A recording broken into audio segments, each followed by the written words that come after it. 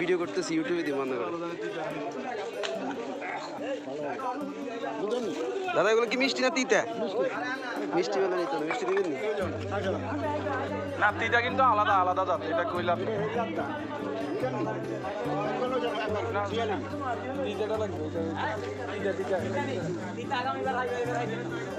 তাহলে এবার খাইয়েন না।